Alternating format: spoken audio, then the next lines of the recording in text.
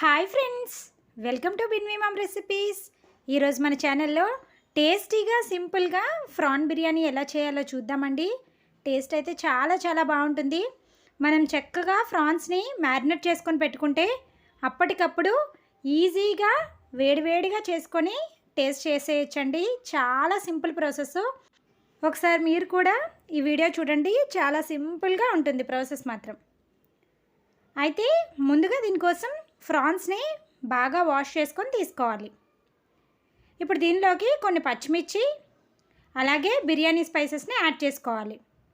ఒక half spoon పసుపు, 1 spoon salt, 2 స్పూన్ల కారము, 1 స్పూన్ వేయించిన ధనియాల జీలకర్ర పొడి, 1 స్పూన్ గరం మసాలా, 1 స్పూన్ అల్లం వెల్లుల్లి paste, half spoon biryani masala, 2 స్పూన్ల ఆయిలు,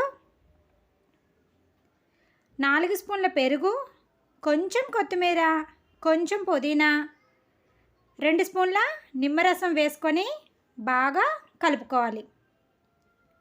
చూసారు కదండి, ఈ విధంగా స్పైసెస్ అలాగే పుదీనా, లెమన్, పెరుగు అన్నీ ప్రాన్స్కి పట్టేలాగా బాగా మిక్స్ చేసుకోవాలి.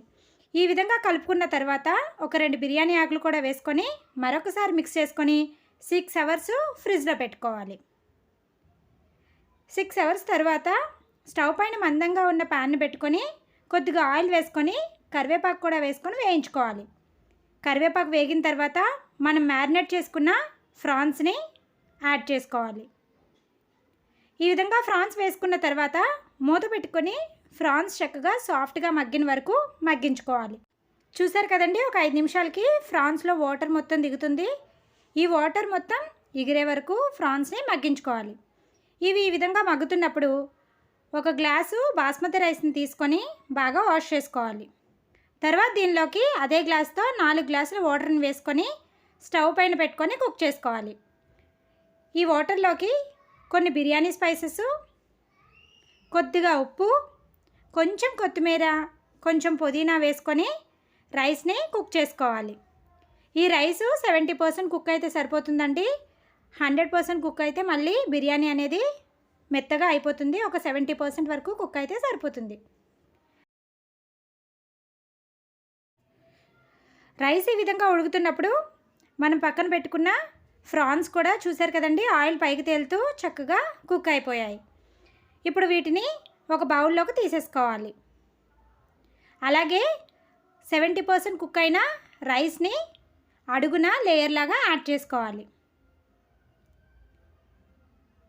ఈ విధంగా వేసుకున్న తర్వాత రైస్ని స్ప్రెడ్ చేసుకొని మనం కుక్ చేసుకున్న ప్రాన్స్ని కూడా యాడ్ చేసుకోవాలి.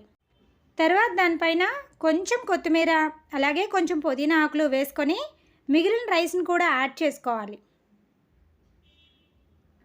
చూసారు కదండి, ఈ విధంగా రైస్ మొత్తం వేసుకున్న తర్వాత మనం రైస్ కుక్ చేసుకున్న వాటర్ని ఒక 2 గరిటెల వరకు సైడ్స్లో యాడ్ చేసుకోవాలి. అలాగే పైన కొంచెం కొత్తిమీర, కొంచెం పుదీనా వేసుకొని ఒక 8 నిమిషాలు సిమ్లో కుక్ చేసుకోవాలి. చూసారు కదండి, ఒక 8 మినిట్స్ తర్వాత చూసేటప్పటికి మనకి బిర్యానీ అనేది పర్ఫెక్ట్గా కుక్ అయిపోతుంది. బిర్యానీ కూడా చక్కగా పొడిలాడుతూ అడుగున ఏమీ మాడకుండా ఉంటుందండి. చాలా సింపుల్ ప్రాసెస్ కదా. సింపుల్గా చేసుకున్న టేస్ట్ అయితే చాలా బాగుంటుంది. వీటిని కచంబర్తో కానీ లేదంటే ప్లెయిన్గా అలాగా ఆనియన్స్, లెమన్తో తీసుకున్న టేస్ట్ చాలా బాగుంటుంది. మీరు కూడా ఇలా ఒకసారి ట్రై చేసి టేస్ట్ ఎలా వచ్చిందో కమెంట్లో కమెంట్ చేయండి. ఇలాంటి మరెన్నో సింపుల్ రెసిపీస్ కోసం ఛానల్ని సబ్స్క్రైబ్ చేసుకోండి. Thank you for watching.